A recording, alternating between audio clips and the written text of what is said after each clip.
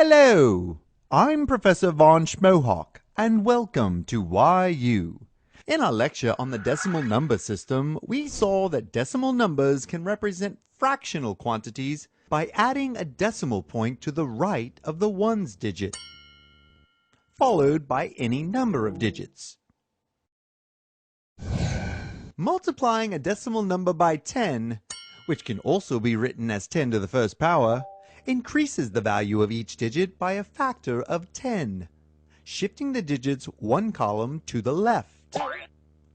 Likewise, multiplying a decimal number by 1/10, which can also be written as 10 to the negative first power, decreases the value of each digit by a factor of 10, shifting the digits one column to the right. The net effect is that the decimal point moves. For example, if we multiply a number times 10 to the second power, the decimal point moves 2 columns to the right. Or, if we multiply a number by 10 to the negative fifth power, the decimal point moves 5 columns to the left.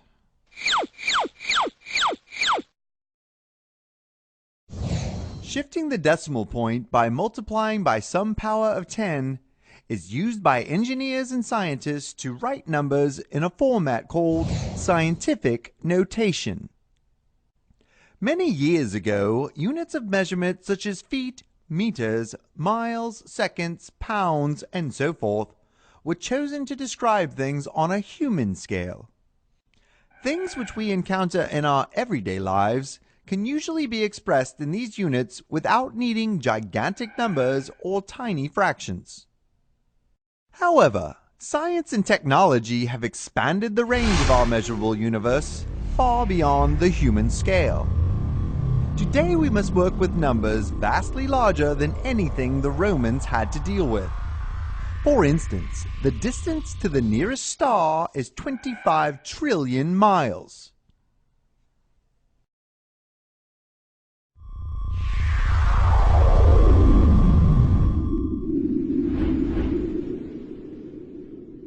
The number of atoms of gas in a toy balloon is about 500 sextillion. And the size of one of those atoms is about 1/10,000,000th of a meter. Hundreds of years ago, time measurements much smaller than a second would have been difficult or impossible. Today, engineers and physicists routinely work with measurements of tiny fractions of a second. In fact, we now have names for these units like millisecond, microsecond, nanosecond, picosecond, femtosecond, attosecond, zeptosecond, and yoctosecond. Unfortunately, numbers with lots of zeros can become confusing and hard to work with. This is why scientific notation was invented. Numbers written in scientific notation consist of two parts. The first part, which can be positive or negative, is written as a single digit, which can optionally be followed by a decimal point and one or more additional digits. The second part is a multiplier for the first part. This multiplier is always written as 10 with an integer exponent. Since the exponent can be positive or negative, the multiplier can make the number as large or small as we like. For instance, the distance to the nearest star, 25 trillion miles, expressed in scientific notation is 2.5 times 10 to the 13th miles. And the number of atoms of gas in a toy balloon, about 500 sextillion, expressed in scientific notation is 5 times 10 to the 23rd. Very small numbers are also much easier to express in scientific notation.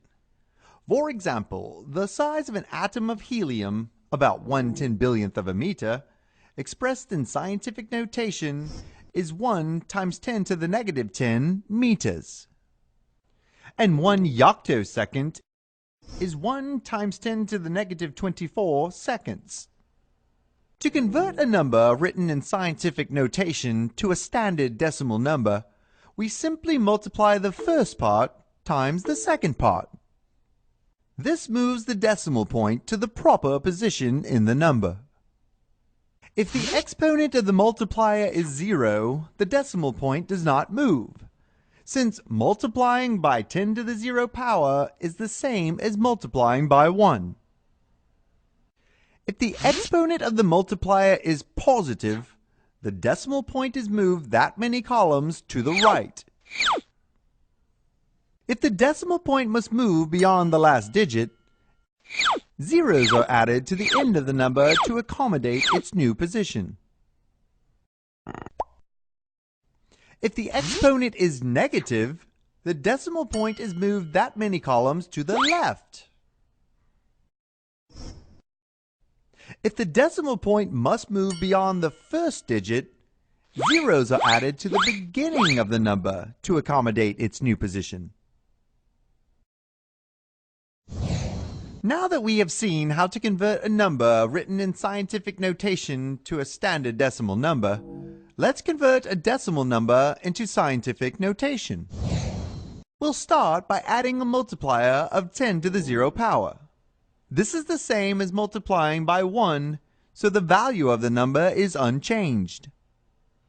For a number to be written in scientific notation, the decimal point must be positioned immediately after the first non-zero digit of the number.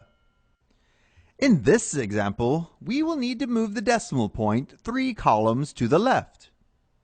For each column we move the decimal point, we must increase the exponent of the multiplier to compensate for the fact that we have decreased the value of the number by 1/10. The number's value is unchanged, and it is now written in scientific notation. Let's try writing the number 1 billion in scientific notation. Once again, we'll add a multiplier of 10 to the 0 power. Now, to position the decimal point after the first non-zero digit, we will need to move it 9 columns to the left. Therefore, we must increase the exponent of the multiplier by 9. The number is now written in scientific notation. For our final example, let's convert a very small decimal number to scientific notation. We add a multiplier of 10 to the 0 power. To reposition the decimal point after the first non-zero digit, we will need to move it 7 columns to the right. Therefore, we must decrease the exponent of the multiplier by 7. The number is now written in scientific notation. As we have seen, exponents can be very useful, enabling us to write very large and very small numbers in a much more compact fashion. In the next lecture, we will see how to create and simplify mathematical expressions which contain exponents.